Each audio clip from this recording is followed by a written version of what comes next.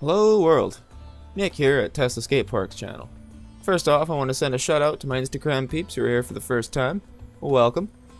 I got a good episode for you all today. I'll be taking you on a walkthrough of one of my more recent builds from this last October. Got to skate it online with some friends and people I'd met for the first time and had some pretty great reviews. And we'll also take a look at some of the spots as well as throwing hammers, just for fun. Also be sharing with you some of the ideas I've had for this channel to make it a little more fun and interactive, so stick around, won't you?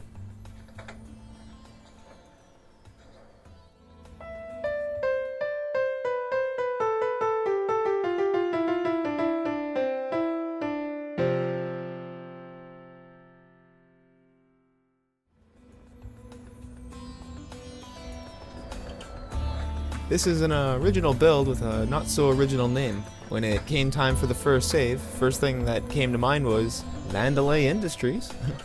Say Vandalay! Say Vandalay! It made me laugh, and I was having a rough day, so I went with it. Even though I'm pretty sure a facility like this isn't set up for latex and latex-related goods. I wanted to construct a long alley that would allow different options for a long line and combining aspects of street skating with a little bit of transition and some nice background eye candy. Came up with a few different buildings, but the first was the long building here with the 3 loading docks presenting their own challenges, including the overhead walkway for a nice obstacle. Next came the auto shop across the alley with its own unique spots, including a fenced area around the front and side. Then I was at a standstill for a bit, and I wasn't sure how to proceed, and I didn't want to force it. Wanted everything to just kind of grow organically, be its own thing. I took a break for a bit and started working on a new build. While I was starting that build, which will be coming up in a future video, ideas started coming to me for Vandalay again, so I saved, jumped back, and added an old junker by the body shop and lathered it with cement for a sick little DIY transfer, and continued to add the home-built little pad next to the auto shop. Wanted to give it that feel like about 4 or 5 friends in junior high threw it together quick against Dad's permission, but, ended up being cool with it in the end.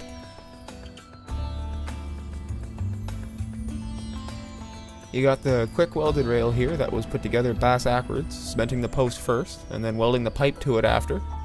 A wood drop-in styled after one I had when I was young. Figured it fit the scene. Shout out to Kyle and Ryan.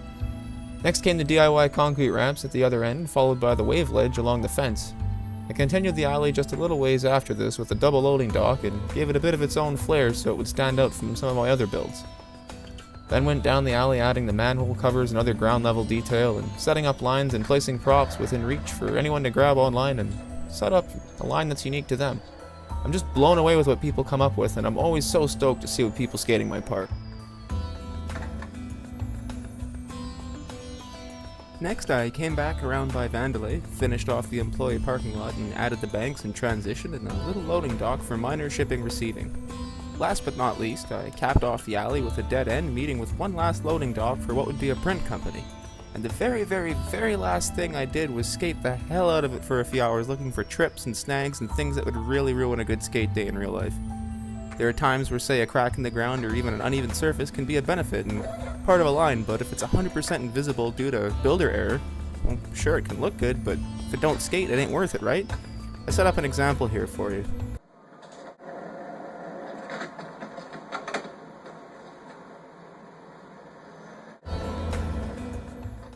So I take care and make sure that isn't an issue. There has been the random time, 1 in a million, where I test it, everything's fine, then I go online with the crew and it's Trip City. Snags everywhere, like someone forgot the broom, rocks, pebbles, it's embarrassing. So I'll take the time and even set up a little solo online session just to make sure it tests alright and skates good. What can I say? I care a lot about what I do because I do it for you. Well, I did till the download server went down, but I think we might still be able to have some fun. And I may have mentioned before, I love watching people skate, in real life and in my parks, especially on hardcore. And the response I've gotten so far has been wonderful, tremendous, awesome, it's been great. And also I mentioned I had some ideas. Let's hear 'em, you say. I want to start a new thing, Skate 3 Server Sunday. Want to come play this park and builds like it? First I need you to do me a solid. Tell some friends about this channel, subscribe yourself, and then add me on the PlayStation 3. You'll need most of the DLC, and I believe it's still available, so why not come skate around with some new people or even some of your friends? Enjoy a new playing experience within Skate 3 you didn't know could exist.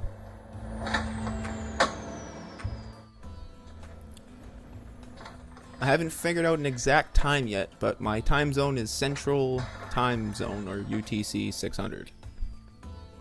Yeah, I'm from Winnipeg, so as you know, winter is coming. That's a real fear up here. True story. No, I know a lot of dudes with snowmobiles who can't wait to go tear it up, and I myself can be a fan of the winter months.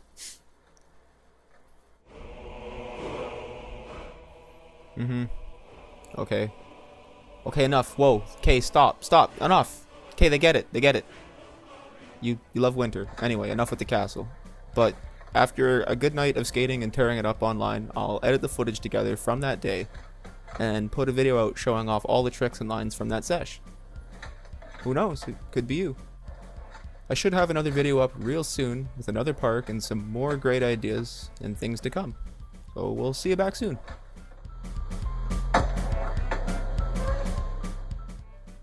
Thanks for watching. Please give a thumbs up and subscribe for all the latest videos. You can even follow me on Instagram for quick edits and random shenanigans. And if you find a spot in a video game and want to give me a challenge, take a pic, tag me on Instagram, and I'll try to bring it to life in an upcoming build.